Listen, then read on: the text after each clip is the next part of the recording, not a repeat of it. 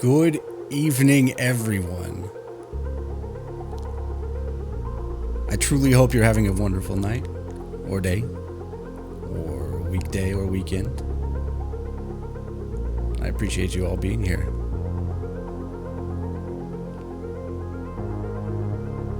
Welcome to your 2022-2023 Fantasy Premier League.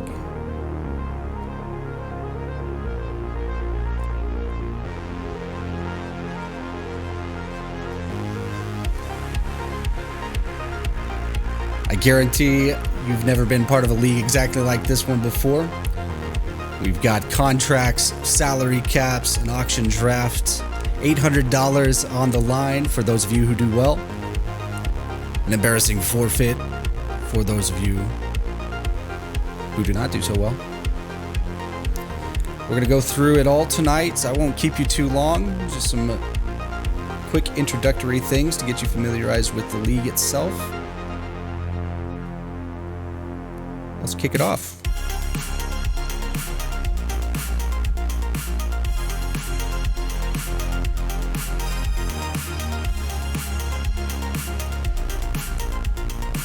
All right, we are using fantrax.com. I'll send you guys a invite if you are not already in. Let's turn this down a little bit, a little intimate with you guys. We can talk on some things. All right, so where do we start with this? So you can see right here, it is a head-to-head league rather than a rotisserie type of situation. So you are matched up with somebody each week. You don't really care about what's going on the other games for the week. You are focused on winning the categories against your opponent.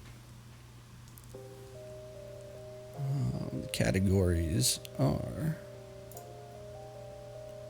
So if you're not familiar with categories, you don't accumulate points. Like a goal's not worth 10 points, assist 5. It's not how it's going to work.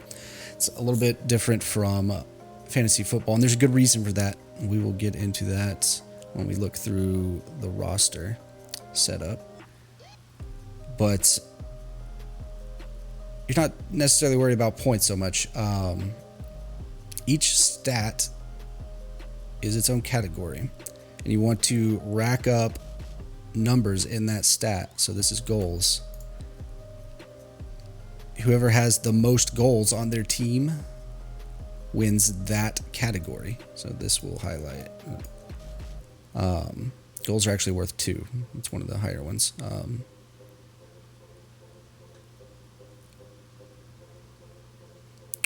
These abbreviations aren't any good. I don't even know what KP is.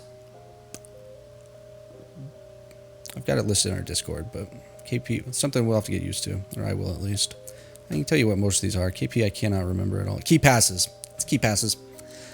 So key passes are, we'll get into everything later, but key passes are the last pass that led to a shot on target. So whoever has on their team the most passes that lead to a shot, so this is kind of like a midfield kind of playmaker type stat, will win that category. And then there are some negative categories. Discipline point.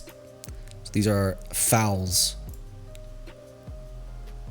So whoever has the most fouls, yellow cards, red cards, will lose category points.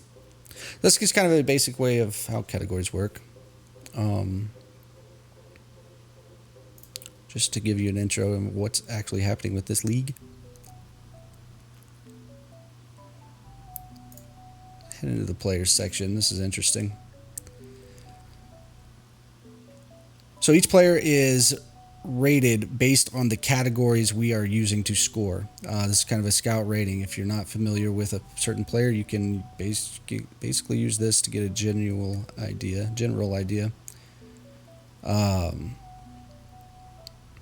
This is his actual current salary. Cristiano Ronaldo, $31.97 million. That doesn't necessarily have anything to do with our league.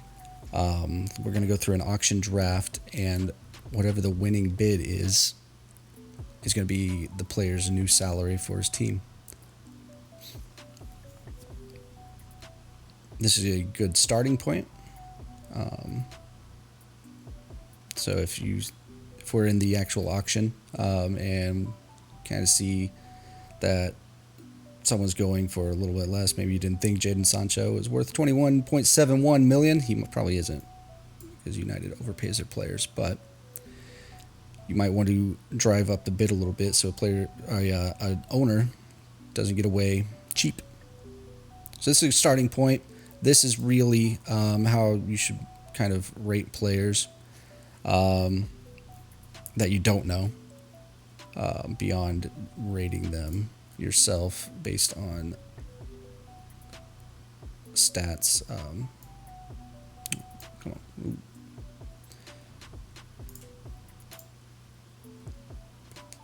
I don't actually know how to use this. There we go. Just add them, and then you can drag it. Yep. So you can rate them yourself. Keep notes yourself. It's going to be important during the draft. And this is a dynasty type of league. So these players are going to possibly be on your team for a while. There's not a whole lot to look through on the website. We got a good amount in our Discord. But I did want you guys to at least see the website so you knew that you were at the right spot, because there's a lot of ads. It looks a little weird, but it's good enough.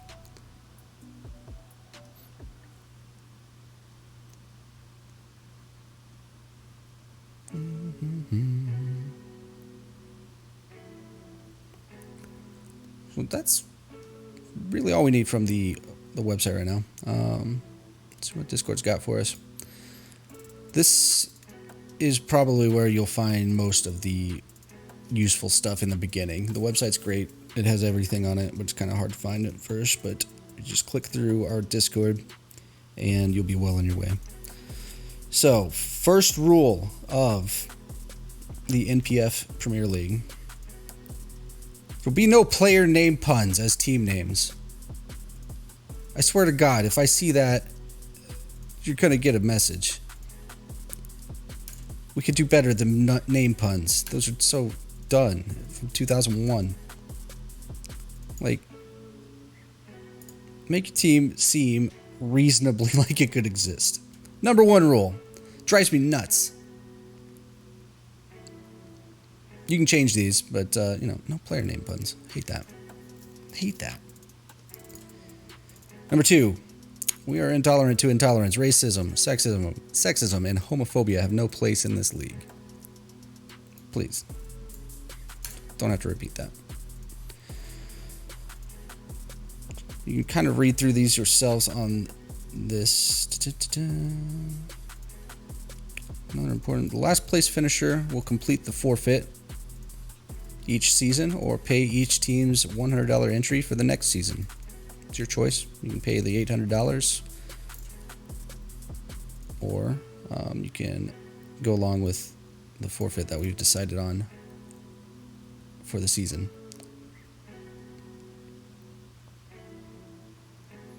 This is exciting. Let's go to the playoffs. So the top 6 teams are going to make the playoffs. Top 6 in points standings from the regular season. Teams that finish first and second automatically qualify for the semifinals as the 1 and 2 seeds. Teams that finish the regular season third, 4th, 5th, and 6th will be placed into a 3-week round-robin group stage. So like the World Cup or Champions League, it's a group stage. There's 4 teams. You play each team once. A win gets you 3 points. A draw gets you 1 point. A loss gets 0. The top 2 teams advance out of the group stage into the semifinals to meet the 1 and 2 seed. So the first seed will face the 4th seed. Second seed will face the 3rd seed in the semifinals, with the winners advancing to the championship match. There is an $800 prize pool this season. $100 go to each team that finishes 1 and 2.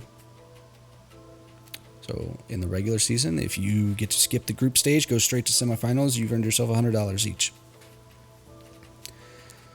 $25 goes to 3 through 6. The teams that qualify for the group stage gets $25. $25 for each win in the group stage. So that's a possibility. You have three matches. You could win $75, bringing your total, if you add that 75 with the 25 you got for qualifying, back up to the $100 that the 1 and 2 seeds got. And $50 for the semifinal win. So if you win the semifinal as a 1 seed, you would be at $150. And then $250 for the championship winner. Exciting stuff on that. How are you going to get to that? That's for the roster part of the section, which is super cool in this league. I'm very excited about this. So we've got a $180 salary cap. We've got a $160 salary floor. So we will have an auction draft, and you must field at least 16 players, up to 20 players. Your roster must be above $160 and below $180. 50% of surplus cap. So if you spend $160, your surplus is $20. 50% of that, so $10, at the end of the January transfer window, will carry over and add to the total cap space for the next season. So if at the end of the transfer window, you're sitting at $160 on your total salary for your team, the next season, you can add that $10, so 50% of the surplus, to your salary cap, so you will get to work with $190. It's a way to build for the future a little bit. You can draft younger players for cheaper, and then in the future, you can spend a bigger salary cap on better players. But somebody's got to win this season as well, so how are we going to do that? Active roster consists of 11 starters, between 5 and 9 reserve players, so 16 to 20 that count against your cap, as well as 5 minor league players that will not count against the salary cap. I wish I could name it something other than minor league. It's what the website uses. I can't really change that. So it's more like a reserve team. It doesn't have to be a minor leaguer. Minor league soccer player is not a thing. It can be anybody that went undrafted.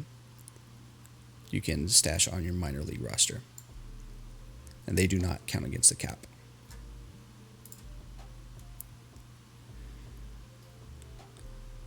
And yeah, a player can remain on your minor league roster indefinitely. So for as many seasons or weeks or seasons or years or decades, however long you want, he can be on the minor league roster for free. But once he's dropped or moved to the active roster, so once you decide to play him or get rid of him, he can never be placed on your minor league team again. He is, however, eligible for the minor league roster of another team who has not had him on the minor league before. So if a player plays for your team on the active roster, he cannot be on the minor league roster. There's no restriction to the number of players at one. It's edited at one position. So you could stash 5 forwards on there. It doesn't matter. On the minor league roster. A legal active roster must contain a minimum of 1 goalkeeper, 1 forward, 2 mids, and 3 defenders. You cannot start more than 1 goalkeeper, 3 forwards, 4 mids, and 5 defenders. So this is where it really starts to get interesting in this league. Something different from pretty much any other fantasy sports league. So we're competing for categories, correct? If you, in the first couple of weeks, it'll just be feeling out, but a month or so in, we're going to know who's got what on their team, in what categories they can really lock down and what they can stretch for. So let's say you have to field 11 players. So let's add these up. Your maximum for each position, we got 1 plus 3 is 4 plus 4 is 8 plus 5 is 13. So there's some leeway in these spots, at basically 2 spots. If your opponent for the week is like stacked, he's got Mane, he's got Kane, Mane's gone. Who am I thinking of? Mo Salah. Mane's not in. He's in the Bundesliga. It's just Premier League players only. I didn't even mention that. Only Premier League teams. But he's got Son. He's got Kane. He's got. Somehow he ended up with Mo Salah as well. He's got the 3 forwards. You're not going to catch him in goals. You're just going to assume that going in. You don't have to field your 3 forwards. You're going to let him field his 3 forwards, win the goals category. Your minimum is 1 forward. So you could put out 1 forward out there and then stack the rest. You'd have 4 mids, 5 defenders, plus the 1 forward and 1 goalie is 11 players. That goes for any position. You could change it any way. So what I'm excited about in this is, like, teams will begin to actually have formations. You might be a 5-3-3 team. 5-2-3. That's too many players. 5-2-3. You might be a 4-3-3. As your base, as your standard, is what you're known by. And that can change each week. You can change it up depending on your opponent, what you expect them to score well in, as well as your own team, their actual matchups in the Premier League. If they're going up against a super soft defense, throw out your forward. Go 3, 2, 5. You can do it however you want. It's going to change a lot, and I'm super excited about that. It's not this fantasy football where you're just trying to accumulate the most points. However it happens, you just want the most points. You got to put quite a bit more thought into this. This is the exciting part. Rule 3B. You start to get formations in fantasy, which is awesome. I really am excited about that. If you can't tell, we spent a lot of time on this one. I don't know if I'm not making any sense at it at all. I'd say most of you have a lot more soccer knowledge than I do, and I probably am making sense for that, but we'll go on. 3BI. The above is the maximum number of games that each position may play each week. The Premier League is notorious for canceling games or rescheduling later in the season. This can lead to one player on your team playing multiple games in a single match week. So if a game in November gets canceled, you're going to miss out on the player that week.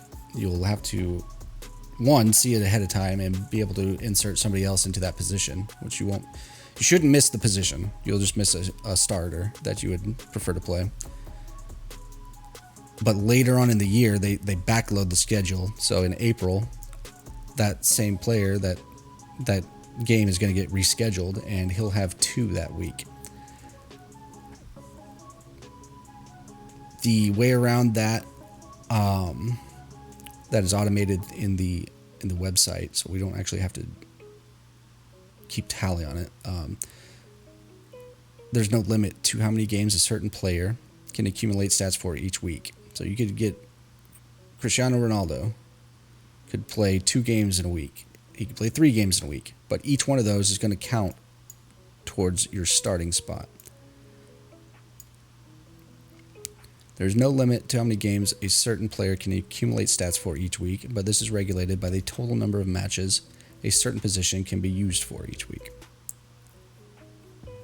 So if Ronaldo had his November game rescheduled for the middle of April, and he's on your team, your opponent's not going to be super happy. He's going to have to see Ronaldo twice if you manage it correctly. But it will count as 2 forwards. I just want to make that. This is the dumbest part of this. There's no way to limit a player per week, but there is a way to limit the position. So Cristiano Ronaldo may have a game canceled early in the season, meaning his owner will not be able to select him for that week, but will have the opportunity to play him twice in 1 week when that game gets rescheduled later in the season, taking up 2 of the maximum 3 forward starts that week. Owners will be responsible for monitoring their players in this regard themselves. I can't keep up with every game that gets rescheduled. Can't give you a heads up. That's going to be up to you guys. It was bad last year. They've made it like the number one focus in the off season. Allegedly they're going to be a lot stricter on what constitutes a cancellation or a postponement in a game. 2 years ago, everyone had COVID, and the players were getting it, and so they just got into the habit of canceling games and rescheduling them, and there weren't any fans, so it really didn't affect that much. And then last year, all the fans came back, and players were still getting COVID a little bit, not too much, but the league was super lax on what constituted a game that was eligible to be canceled, and they had to reschedule a bunch. Fans got super unhappy about it, and in this offseason, they've made it their number one point to crack down on that. So it shouldn't be nearly as big an issue as it would have been last year, but it is the thing to keep in mind. Just stay on top of your players. It'll show in the website who's playing that week and who's not. And if he's not playing, it's because his game got canceled. And you'll need to find out when that was rescheduled in order to properly take advantage of being able to play him twice in 1 week. All right, we'll move on to the auction draft part. So, the winning bid for a player during the auction draft will become his salary for the upcoming season.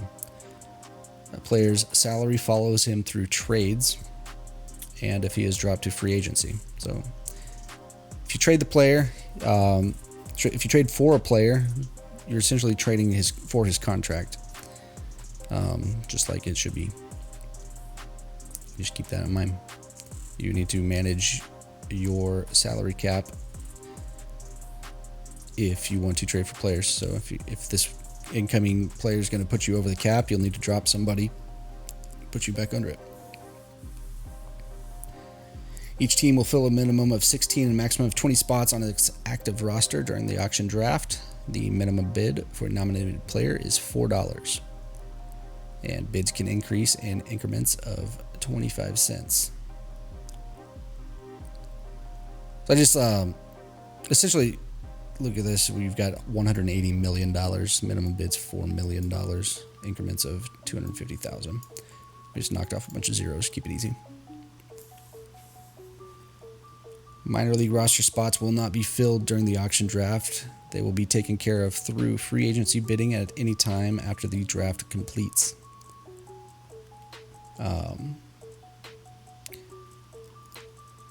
This was to, I don't know if I'll be able to work it out through my head on the spot like this, but it was to keep people from abusing a system where you filled, essentially if you use your first 5 picks to take the 5 best players on the board and stash them on your minor league spot and not pay them.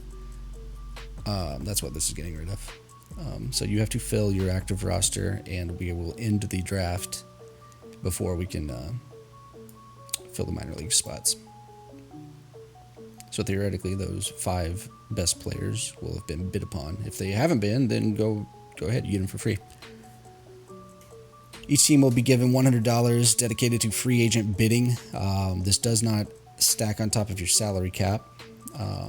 This is so if you make a $50 bid on a player, you better know of a way to make room for them. That's up to you. It's on you.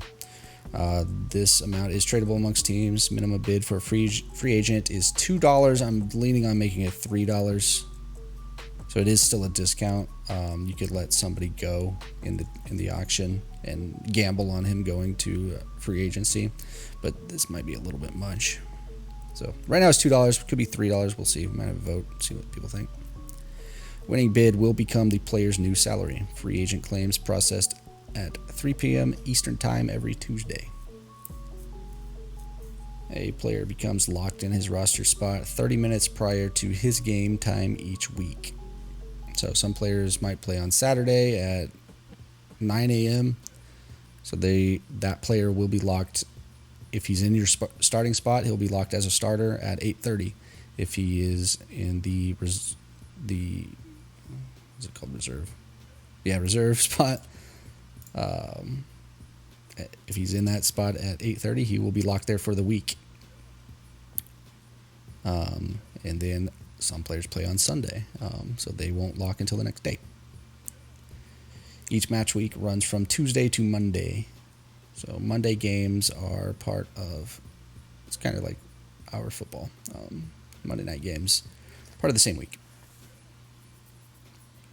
So you won't get a final result for your match until Tuesday.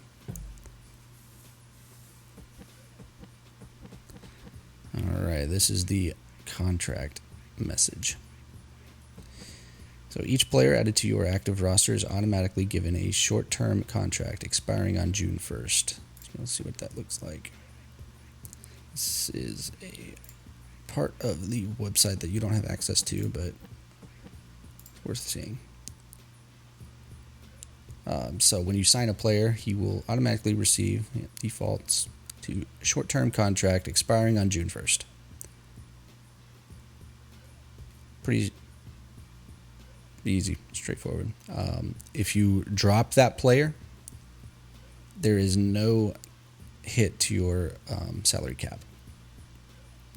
So you can, if the guy's on the last year of his contract, you can drop him for free and manage your team through free agency that way.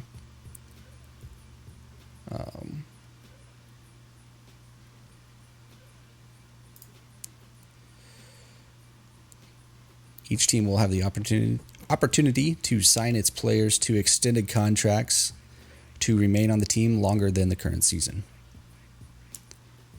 At the beginning of each season, teams must keep a minimum balance of 7 years going forward under contract and a maximum of 20 years.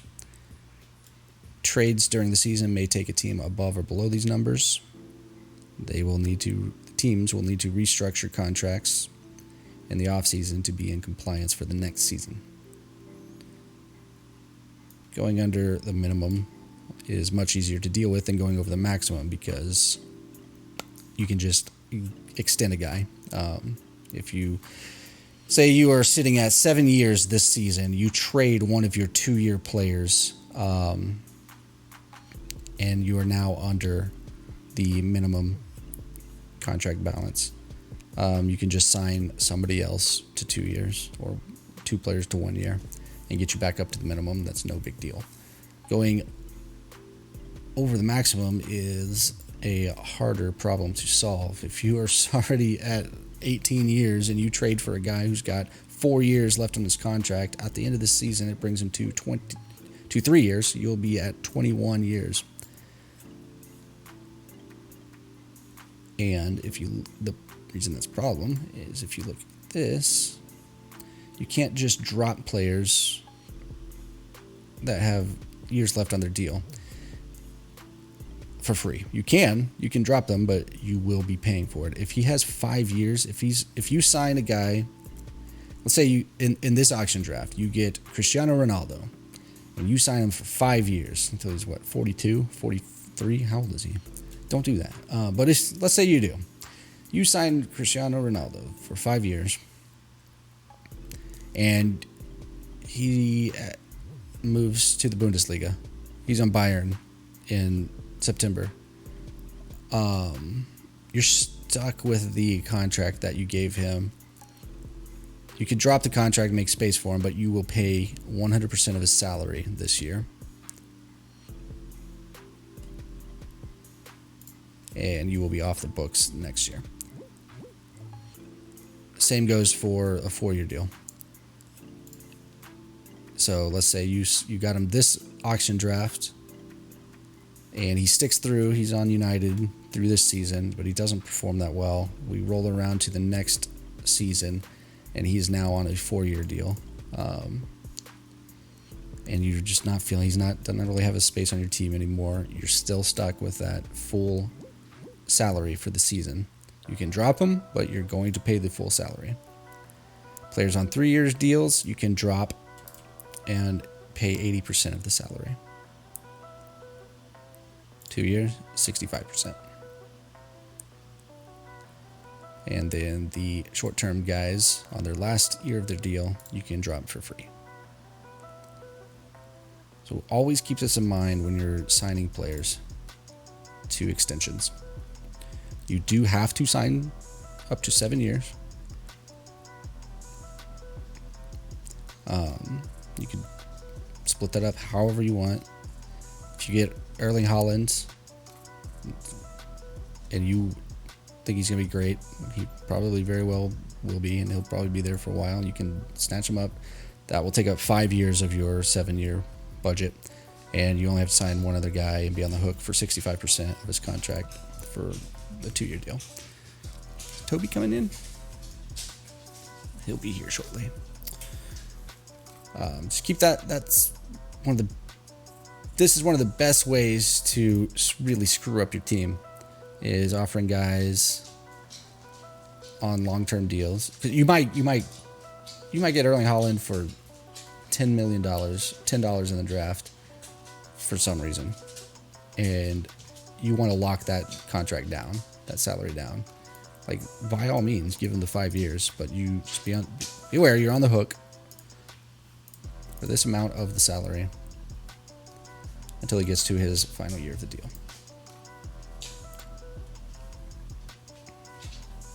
Where in the world are we? All right. Player may be signed to a 2-year, 3-year, 4-year, 5-year contract.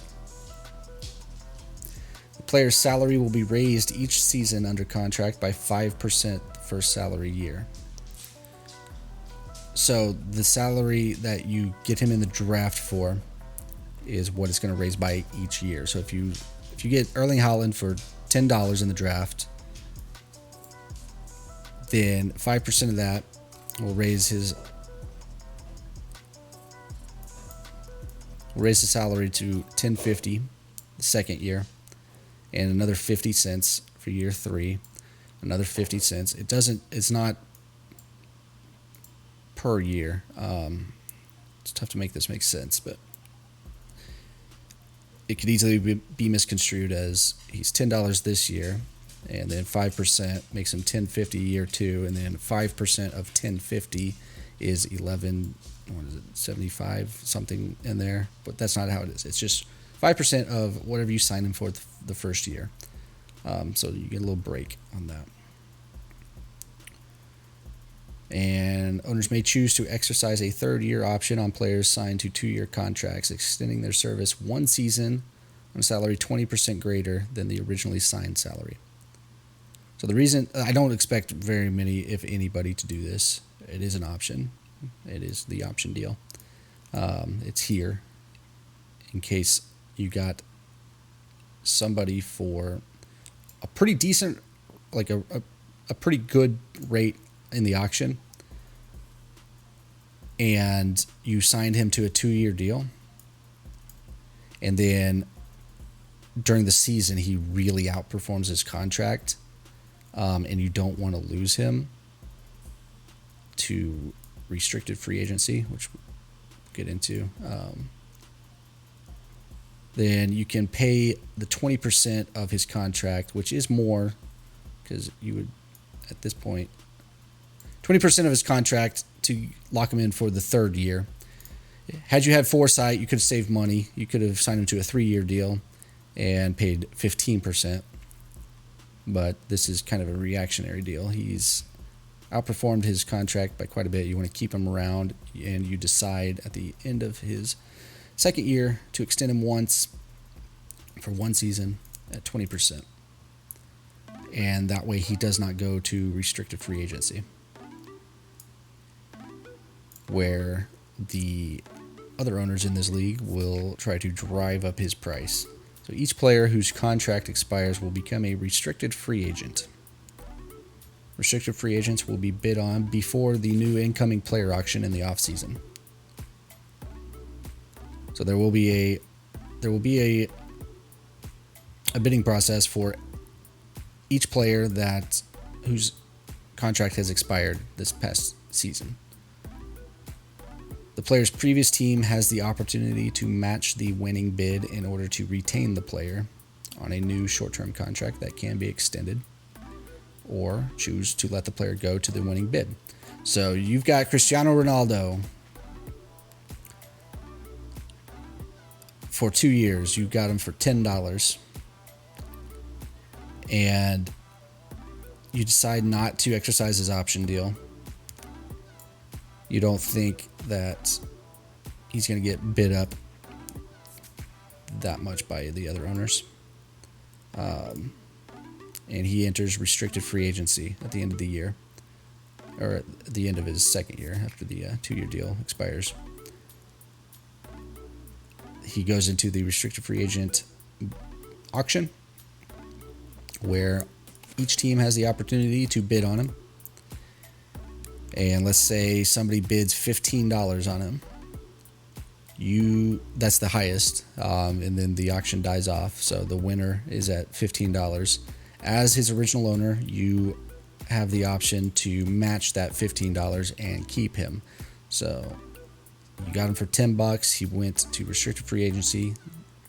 The other owners bid him up to $15.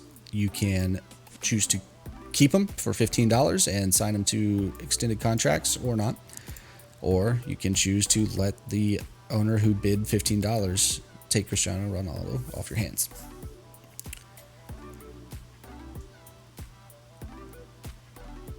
All right.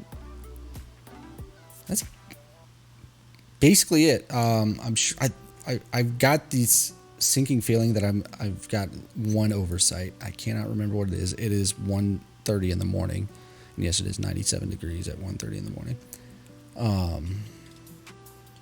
I've got the feeling that I'm overlooking one thing, and I will probably have an update to that later. But that's the meat and potatoes of the entire league. Scoring rules, as we said before, head-to-head categories. That means that each week teams will face a new opponent and try to capture more category points, known as cats, than the team they are facing that week. The team with the most cats will receive 3 league points, known as points. The team with the fewest cats will receive 0 points, and each team will receive 1 point in the event of a draw. So it's pretty wordy, but league points are like the standard league standing table. If you win your matchup, you get 3 points. If you lose your matchup, you get 0 points. If you tie, you get 1 point each. Not all categories are worth the same amount of category points. Some are negative categories, taking cats away from your total if you lead in that category. So for outfielders, everybody that's not a goalie, goals are worth 2. So do keep them. Let's shoot down here real quick. I know I'm jumping around a lot, but this is important. Don't get it in your head. We're going to straighten it out beforehand. Keep in mind that the number on the left is not the number of points you receive for each instance of the stat, but it is the total number of category points winning each category is worth. So if you score 15 goals, you don't get 30 points. if that's high, if 15 is higher than your opponent, then you get 2 category points. You essentially win 2 categories. This is how it differs from fantasy football leagues, standard fantasy football leagues. If you play fantasy baseball, it's probably pretty obvious. But so if your team scores 15 goals in 1 week and your opponent's team scores 4, you do not net 22 points like you would in a points league, meaning 15 goals times 2 points minus, so that's 30, minus 4 goals for the other team times 2 is 8. So that's 22. That's not what we're doing here. We're not just calculating points. Rather, your team would earn the 2 category points for winning the goals category. That's the biggest thing to keep in mind here. You don't get 2 points per goal. You get 2 points if you have the most goals. So a goal, scoring a goal in a Premier League match. European League does not count. International goals don't count. This is all just Premier League stuff. So it's a thought. During the World Cup, which is in the middle of the season this year, we're going to have a bunch of our players playing in the World Cup, and we don't have anything to be upset about because no points are on the line. We might just get together and have some drinks and watch World Cup and cheer on our players. Might be some side bets. Anyway, assists are worth 1 cat. And assists are different in fantasy than they are in actual life. Player who last passed to the eventual goal scorer. Fantasy assists are more lenient than official assists in that shots that... So it has... In real life, to get an assist, it has to be during free-flowing play, no set pieces. And it has to be directly. You pass to the guy who scores, and that is it. That's an assist. In fantasy, you're going to get credited for an assist a number of different ways. So shots that lead to rebounds. So if you shoot it off the post or off the goalie. So shots that lead to rebounds that are then scored by somebody else, you get an assist for that.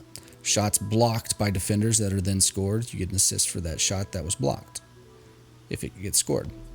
And then shots and passes that lead to own goals.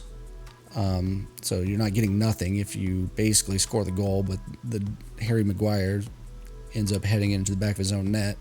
You're going to get an assist for that. Fouls drawn that lead to free kicks and penalties that are scored also count as assists. So there's a lot going on in the assists. It really makes midfielders and playmakers shine a little bit more. So that is 1 category point, leading the assists. Points are goals plus assists. And so it just makes goals, and it makes these the top 2 categories in real life soccer, it makes them a little bit more valuable. A goal is going to get you a tally on the goals section category and a tally on the points category.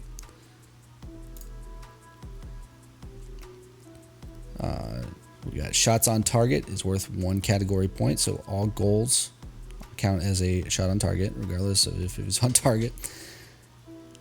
Plus shots that would have gone into the net, but for having been saved by the keeper or blocked by the last man, with the keeper having no chance of making the save. So it's not blocked shots. Blocked shots is a different thing.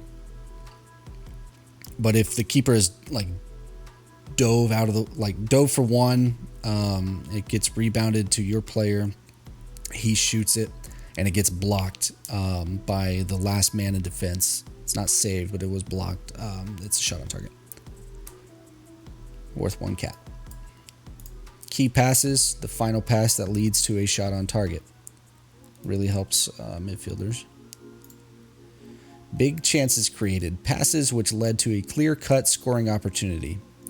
Like a one-on-one situation or a shot from just a few yards out. So this is ambiguous, and I don't know exactly what it means, but it's going to be exciting. It's not Fantrax deciding on this. They use an actual stat tracker to keep track for us. So big chances are a thing. It's just not something I'm super familiar with. You get 1 cat for creating the most big chances. Contest succeeded and fouls suffered. So this is like successful dribbles and getting fouled because of that dribble. Beating an opponent on a dribble plus any foul drawn, you get a cat for. So the real shifty, messy guys. The burners. This is their category.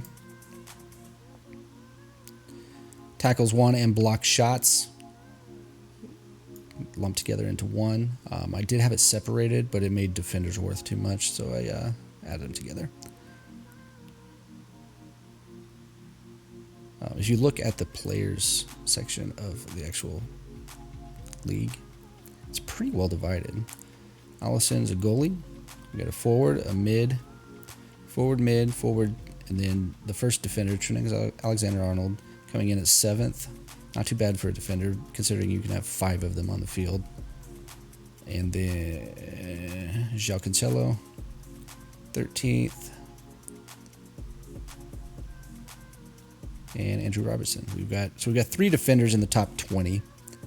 And then the forwards actually drop off quite a bit. Forward goalie, defender, forward defender, forward defender. So as you get farther in, defenders start popping up quite a bit more. I think there's one page where there's like 13 defenders out of 20, which is good because you can only have 3 forwards on the field at most. They should be worth the most, which they are. And then we've got it set up pretty well. I really believe.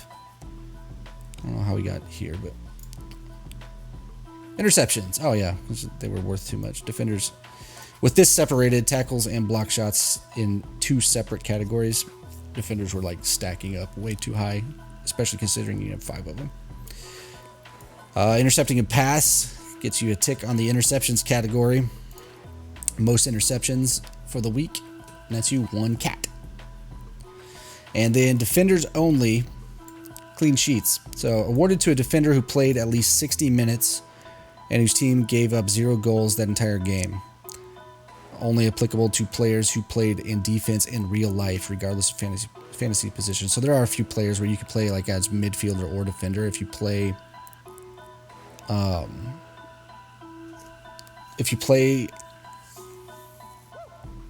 one of those guys as a midfielder and he actually plays in the defense in real life, he's going to be able to count for this. There's no real way around that. Something to think about. Now we get into negative cats. Own goals are -2. So there shouldn't be that many a week. If your player own goals, figure on losing 2 category points for that. It's huge, which is awesome. I love it. Penalty kicks missed. So forwards are going to stack in the goals. They're worth the most. They get 2 cats for a goal, and also you get a part of the points category as well. So forwards are loving life up here, especially the ones you did your research. You've got 3 guys that take pins for their team. They're going to be just pouring in goals.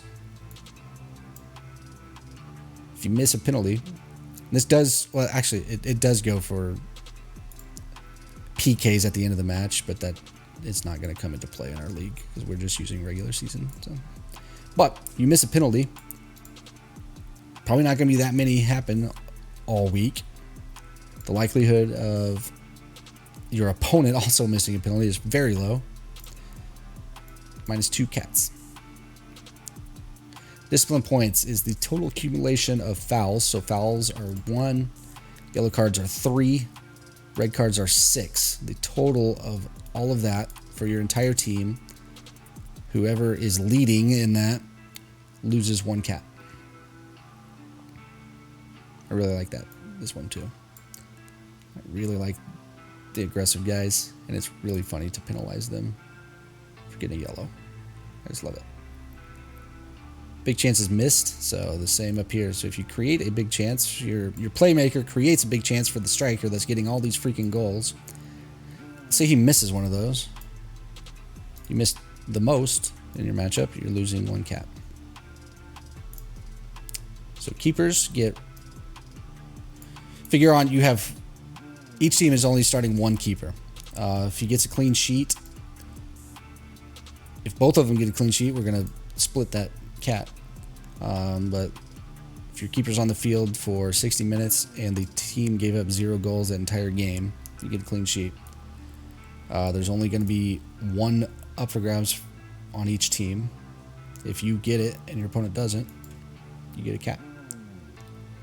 Save percentage, so total number of saves divided by number of shots on target is your save percentage. Whoever has the higher save percentage, 1 cap. So these two particularly, all of these honestly, yeah, the goalie's important. The team he is on is equally, if not more so, important.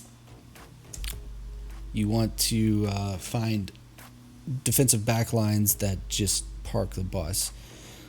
Teams that get up by 1 and just sit. They just they're not going to allow attacking plays.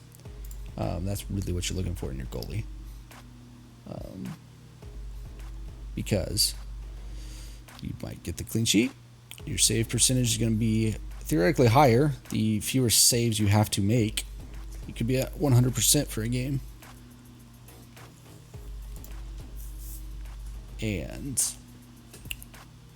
if you concede the most goals, well, this is just for the goalie. This does not count anybody on the field. I'm debating. It's up to you. We might add goals against for defenders. So defenders, like same here. Defenders only. Goals against. Could possibly be a category we could put up here if you wanted to, but it's not there right now.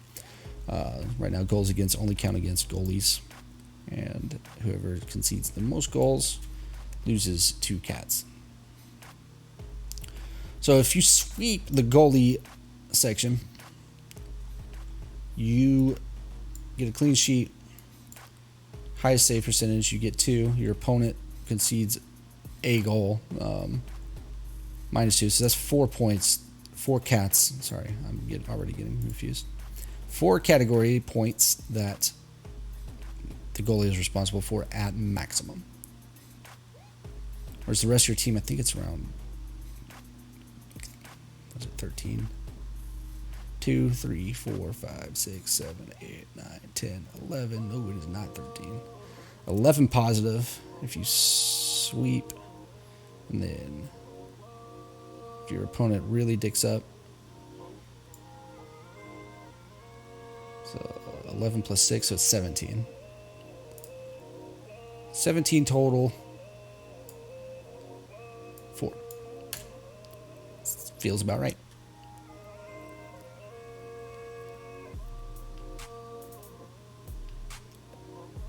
We've gone through our playoffs, which I'm super excited about. I'm really excited about having a group stage. This just seems so cool. Like a genuine group stage.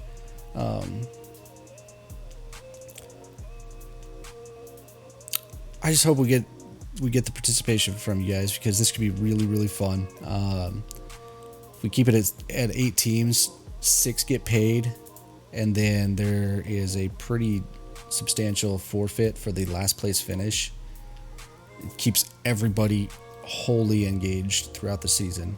You're never out of it.